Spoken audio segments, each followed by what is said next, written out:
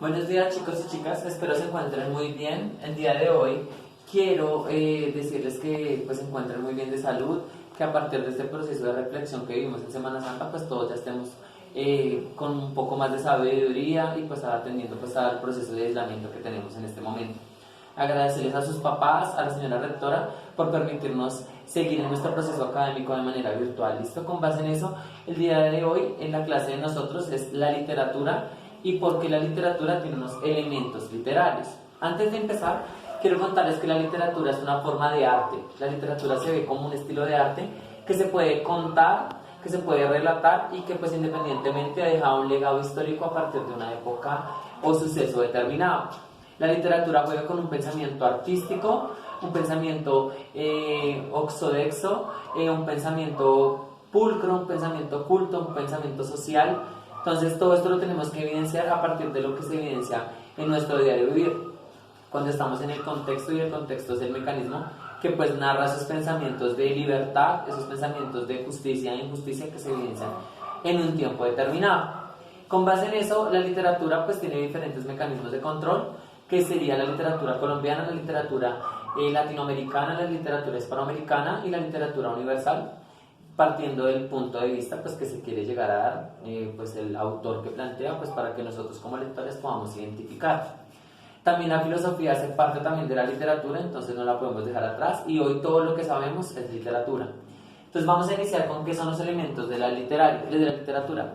Los elementos literarios son un conjunto de figuras retóricas. Cuando hablamos de las figuras retóricas son formas de hablar, formas de escribir, formas de plantear lo que se va desarrollando. Con base en eso, hay varios estilos que el escritor utiliza para crear una obra. ¿Listo?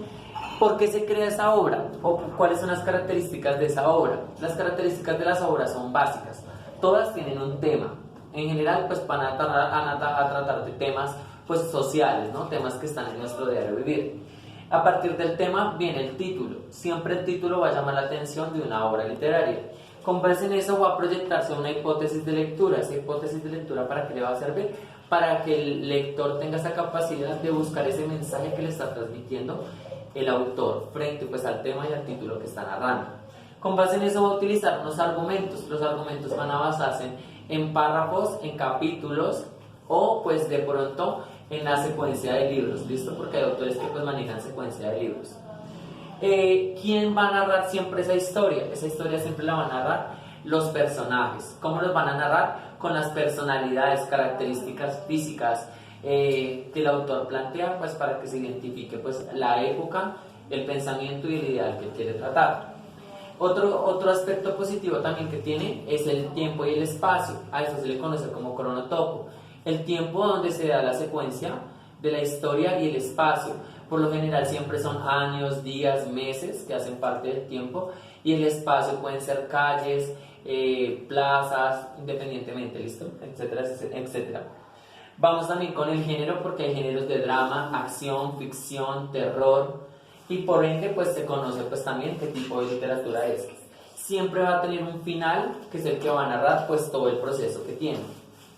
Para que todo esto se configure, tenemos que ser muy claros que pues el autor tiene una forma de escribir, y esa forma de escribir se va a configurar en el proceso de sintaxis y gramática que tiene toda obra.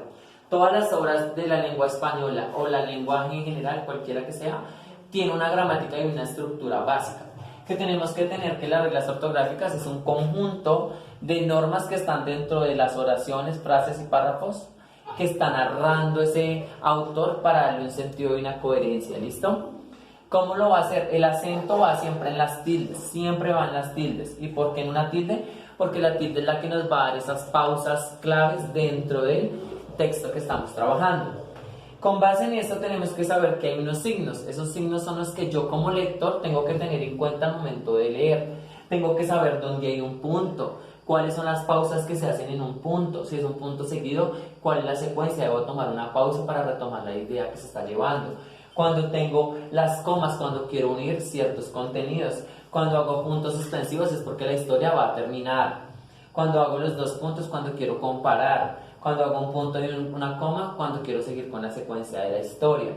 Cuando me hago preguntas, cuando hago preciosos periodos de exclamación dentro de la obra, cuando comparo, cuando hago tipo de pronto de abreviaciones utilizando las comillas, cuando utilizo los asteriscos para narrar la historia o los guiones que son básicos para poder transmitirlo a los personajes.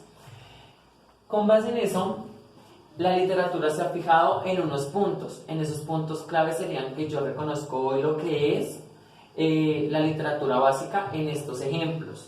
Entonces reconocemos los cuentos, los mitos, las fábulas, las leyendas, las comedias, el drama, la tragedia, los poemas, las canciones, los acrósticos y las coplas como formas de escritura.